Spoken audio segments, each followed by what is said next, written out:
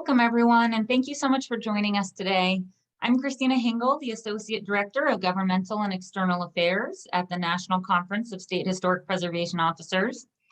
And it's my pleasure to join with supporters of the American Alliance of Museums today to speak on issues of importance that are shared by both the historic preservation and museum communities. So what I'd love to do is to provide you with a policy brief that gives you a bit more information about where we've been and where we're headed on some important historic preservation advocacy efforts.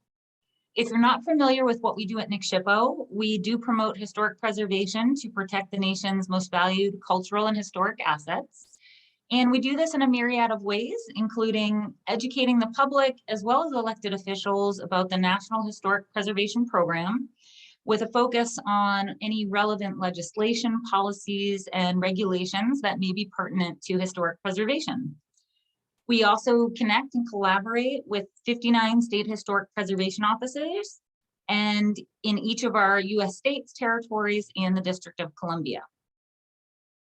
So one of the main topics I'd like to cover today is the Historic Preservation Fund, which ensures that our state and tribal historic preservation offices have the capacity to review their federal projects, to survey historic resources, and to administer programs like the National Register of Historic Places, as well as their state counterparts, and also the federal and state historic tax credit incentive programs. So the HPF funding helps staff at each of the state and tribal historic preservation offices to recognize, to save, and protect historic places nationwide. And they, of course, administer the program in conjunction with the National Park Service. HPF funds have been used to rehabilitate significant historic sites, to revitalize communities and create opportunities for economic growth. The positive effects also strengthen local economies and really encourage thoughtful development in tourism, which of course leads to things like job creation as well as ensuring that businesses continue to operate successfully in any given region. So many of you are probably familiar generally with how the HPF operates, but here's just a quick overview for some of you that might be less familiar. Energy companies do pay for the right to drill for oil and natural gas on the federally owned outer continental shelf. And then they partner with states and tribes to preserve the places that tell America's story and are also special to us. That money does fund the HPF. The HPF must be periodically reauthorized by Congress, and so it does go through the annual appropriations process. The chart here does show the history of its funding, which you can see is kind of characterized by some gradual rise in the first several years of the program, then a drastic decrease in 1980. Then you'll see some incremental increases in the 90s, and then a doubling of the fund just prior to 2000, which is largely due to some competitive grant program money that we'll talk about next. So here you can see a recap of the funding level that we saw in fiscal year 2021. You'll see that SHPOs were allotted $55.7 million and tribal historic preservation offices at $15 million. And the remaining funds you see being split across various competitive grant programs that support historic preservation related efforts. And as you can see, one big priority in funding is using it to tell stories of traditionally underrepresented communities and really showcasing their history. Additionally, we saw funding set aside to go towards the upcoming 250th anniversary of our nation, which of course will be held in 2026. And you're definitely going to hear more about that from the American Association for State and Local History with regard to everything they have planned surrounding the America 250 initiative.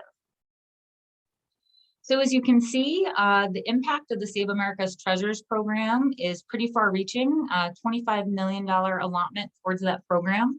So it's pretty well funded, as is the civil rights movement grants that comes in just under that at $21.1 million.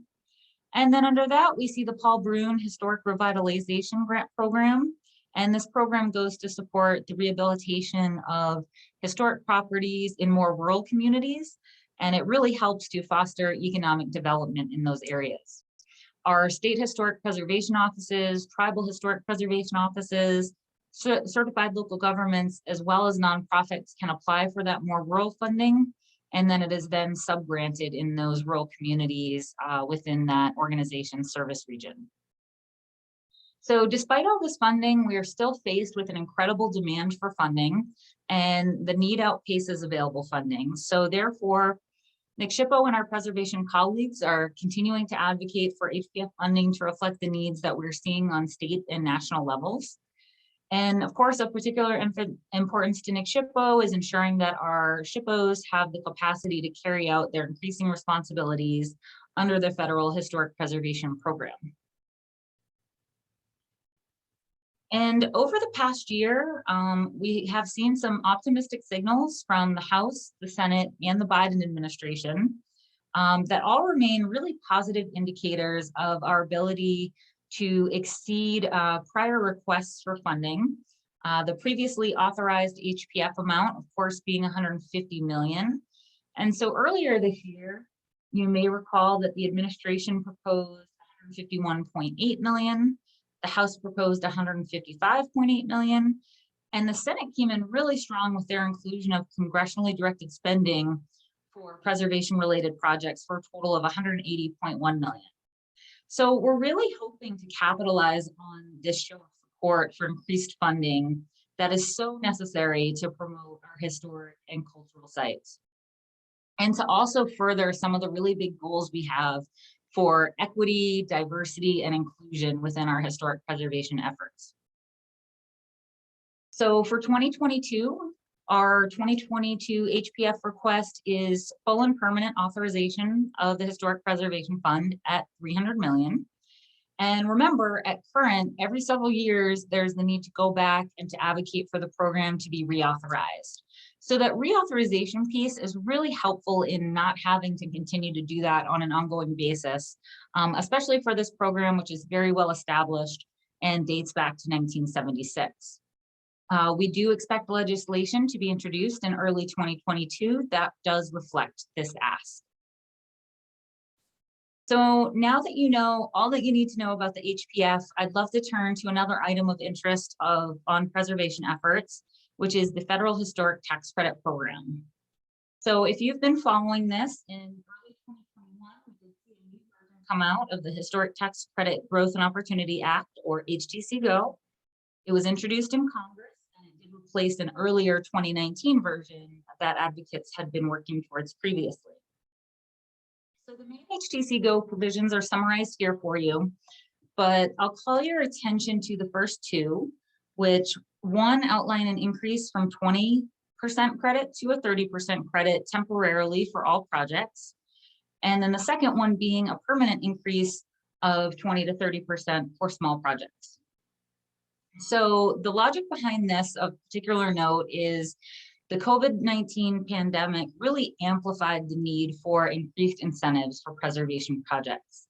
We really saw developers and building owners experience massive challenges in rehabbing historic buildings during the last 2 years.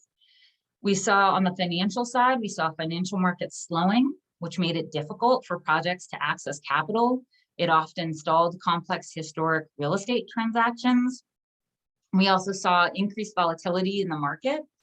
And this project risk really forced banking institutions to take a closer look at how they were lending, how often they were lending, how much they were lending, and really led to a tightening of their underwriting requirements.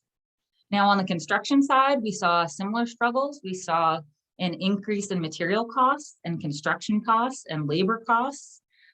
We saw an uncertain tenant market, which further impacted potential developments in historic buildings. And as a result, many projects were stalled or were no longer feasible. So some key takeaways of this legislation are that it would bring more value to the historic tax credit program, improve access to the program, and to also enhance investment opportunities for some of those smaller rehabilitation projects that are so important. So how does this tie into the Build Back Better infrastructure package?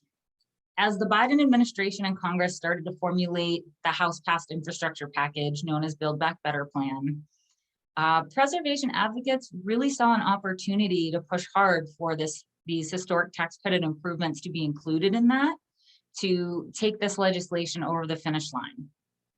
So unfortunately, though, Despite really impressive advocacy efforts from the community, the legislation did move forward in the House without the inclusion of provisions that would improve the federal historic tax credit program that I just outlined. And this largely was due to the crunch that was felt when the spending package was reduced from, I believe, 3.5 trillion down to 1.75 trillion. It really reduced the spending that was allocated in many program areas, which included the dropping of the historic tax credit provisions from that final House bill. And so one additional item I'll mention under the spending, under the Build Back Better plan, there was supplemental funding in the final House bill for preservation efforts. 25 million had ended up being allocated. There was originally a proposed 75 million, but with reduced spending was reduced to 25 million. So of course, it's always good to have some funding in, but the final House bill reflected less than was originally proposed. And so as the end of 2021 approached, it was really unclear if the House passed bill would be approved by the Senate. And we expect to see some movement on this apparent stalemate in early 2022. And we'll continue to monitor the developments in Congress and advocating for priorities such as HPF and also historic tax credit with regard to historic preservation efforts. So I will mention that we do have great champions among us for historic preservation in our Congress, and that is both in the Senate and the House. So as a constituent, we really encourage you to advocate for these initiatives of importance to you and to regularly be in contact with your congressional representatives and their awesome staff. So don't be afraid to call and email them with your thoughts, really personalizing your message as to why initiatives are important to you, how they're important to you personally, if they're important to your business, if they're important to your community. These folks really need to hear from you, and it's a great thing to be able to tell your personal story to affect some real change on Capitol Hill. Of course, also asking them to support or co-sponsor any existing legislation that they might not already be signed on in support of, or even to introduce new legislation that's relevant to some of the changes you're hoping to see is also great. So Nick Schippo, we of course work with many federal preservation partners to advance historic preservation policy. That includes the National Trust for Historic Preservation, NAFPO, ACRA, NAPC, ACHP, NPS, Preservation Action, and RPA, as well as others. And always work with other groups that are supportive, like the American Alliance of Museums and others who share our similar goals. We, of course, also work alongside the historic preservation offices in every state and territory, as well as DC, and collaborate with our statewide preservation nonprofits to stay abreast of all the happenings on Capitol Hill and what's really important on a statewide basis. And with that, I wanted to wrap up by sharing my contact information with you. If you have any follow-up questions to this presentation, please do not hesitate to shoot me an email and ask, or to use me as a future resource if anything else comes down the line that you might want to hear a little bit more about. And we do hope that you'll join Nick Schippo and Preservation Action for our annual Preservation Advocacy Week that will be taking place March 7th to 10th. We'll again be doing it virtually this year, so it's very accessible, and we hope to see you there. Thank you very much.